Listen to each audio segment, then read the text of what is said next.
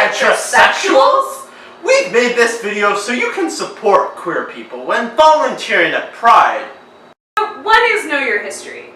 The first Pride was actually a riot, and it was at the Stonewall Inn in New York City.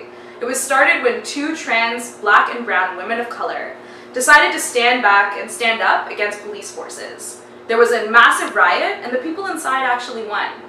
Since then, Pride has been co-opted by massive industries. It's been co-opted by governments, politicians, and major corporations. And at each Pride, there is this real tension between white, privileged gay men who believe that oppression ended when theirs did, and those still fighting for our liberation. And Pride today is really about liberation. It's about queer liberation of black, indigenous, brown, and people of color. 2. Don't judge.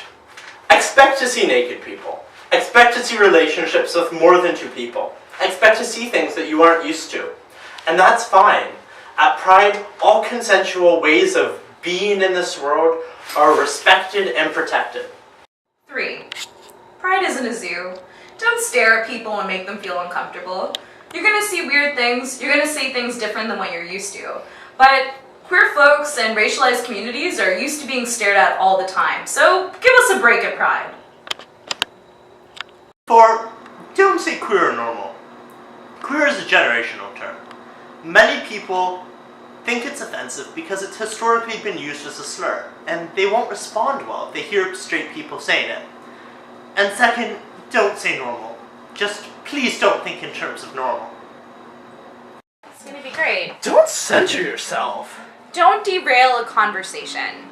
Black, Indigenous, Two-Spirit, and queer people of color have been trying to use this space to liberate ourselves. And Pride is supposed to be a safe space, so if you hear someone talking about an experience that's not yours, just listen. Listening is welcome and appreciated. And use that thing you've learned to understand better what oppression is like for other people. 6. Socks and sandals are a hate crime. And the gay mafia will find you.